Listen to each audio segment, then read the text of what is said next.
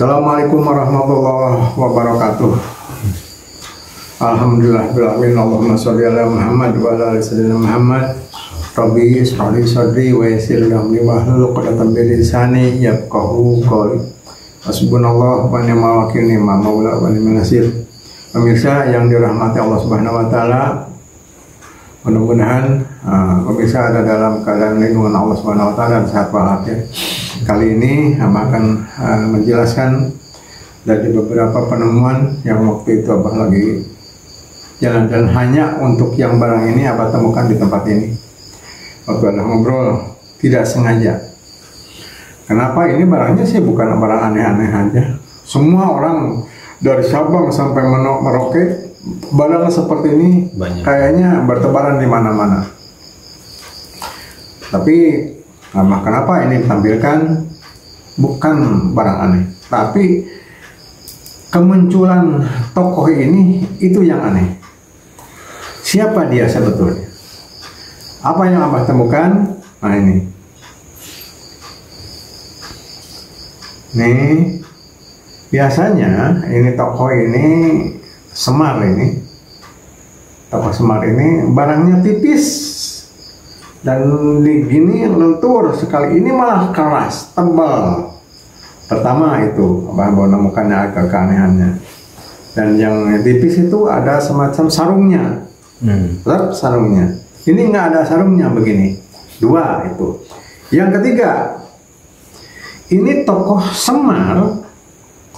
Semar ini kalau kita temui ada di Indonesia, di Pulau Jawa ini adalah tokoh Sabda Palon. Siapa Sabda Palon? Sabda Palon adalah tokoh penunggu Pulau Jawa yang ada di Gunung Tidar.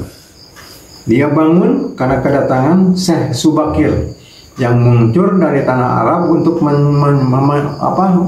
menyebarkan agama Islam. Nah itu, karena dia ini dua tokoh Syekh Subakir dengan Sabda Palon adalah dua orang itu yang memunculkan nama Babad Tanah Jawa. Karena Syekh Subakir dengan Sabda Palon ini adalah bertengkar, memperebutkan sesuatu. Saling ada yang mau memaksa untuk menyebarkan karena tugasnya dari Allah Subhanahu wa taala. Satu mempertahankan karena kedaerahannya, karena waktu itu Sabda Palon penunggu atau pemegang tanah Jawa ini yang pertama mendiami di tanah Jawa, khususnya letaknya di Gunung Tidar, merasa terganggu, terusik dengan kedatangannya Syekh Subakir. Nah, makanya dari mulai kenapa mau menyebarkan, mau apa ke sini, Syekh Subakir menjawab bahwa aku akan menyebarkan agama Islam. Akhirnya ini tidak boleh, ini akan memaksa, dan akhirnya selama 40 hari 40 malam Syekh Subakir dengan Sabda Palon bertengkar atau berperang, dan kalahlah Sabda Palon pada waktu itu. Dan Sabda Palon menyetujui dengan langkah Syekh Subakir bahwa ini paling utama, bahwa Sabda Palon selama ada di tanah Jawa tidak bisa melarang, tidak bisa menghilangkan kekacauan, tidak bisa menghilangkan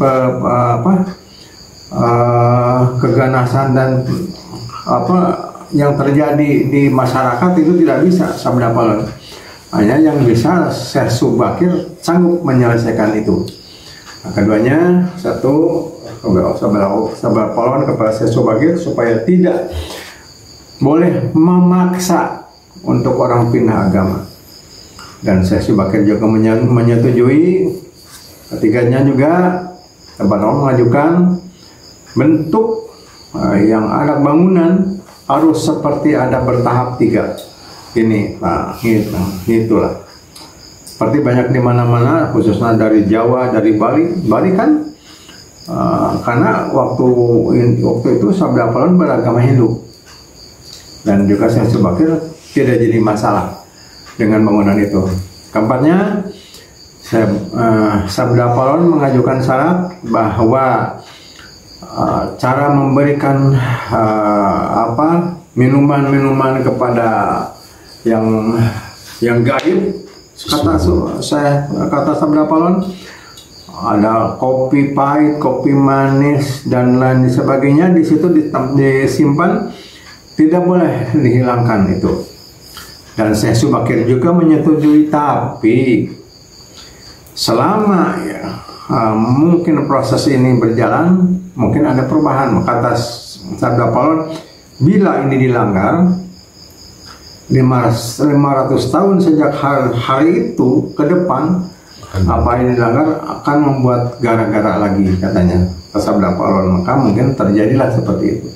Tapi Syekh Subakir juga membuat jurus baru, yaitu terjadi masalah untuk itu kecuali kalau ada perubahan zaman atau dengan kemodernan.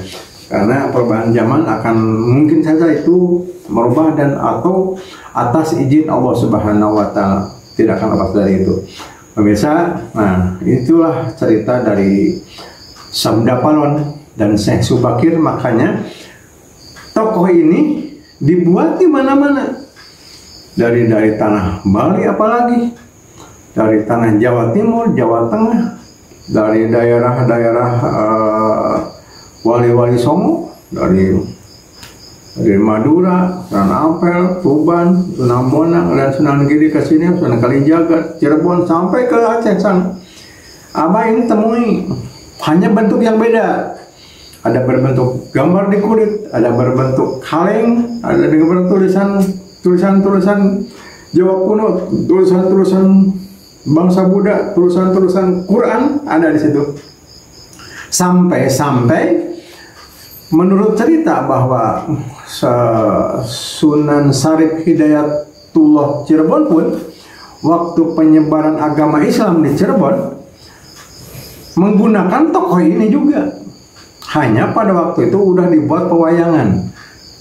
Gimana caranya? Di antaranya berbuatlah Sunan Syarif Hidayatullah Cirebon tempat untuk hiburan orang-orang masyarakat umum dengan karcisnya.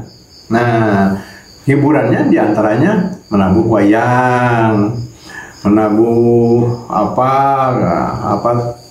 gamelan yang berceritakan dengan pewayangan yang tokoh Semar juga, tapi dengan karcis masuknya dengan bersahadat, karcis masuknya dengan baca Fatihah, karcis masuknya dengan surat Ikhlas. Itulah perjalanan para sunan. Pemirsa, inilah kenapa mengangkat tokoh ini dan menemukan ini, juga ditemukan ke YouTube ini. Mudah-mudahan bermanfaat dan kita sangat menghormati. Walaupun ini berbentuk seperti ini, tapi ada hal sejarah yang sangat erat dengan Pulau Jawa, khususnya umumnya Indonesia ini. Pemirsa sekalian, jangan lupa like, comment, share, serta subscribe. Tonton yang banyak, juga komen yang banyak. Jangan lupa tetap mengingatkan satu hal. Ini Sabda Palon gagah, ini Syekh Subakir gagah. Nah, Syekh Subakir adalah tokoh yang memang berusaha untuk menyebarkan agama Islam, dan alhamdulillah berhasil. Kita juga sebagai umat Islam, dan insya Allah, dan diantara juga ada hal-hal yang sangat positif dari Sabda Palon. Yang positif juga Syekh Subakir. Billahi fisabilillah. Assalamualaikum warahmatullahi wabarakatuh.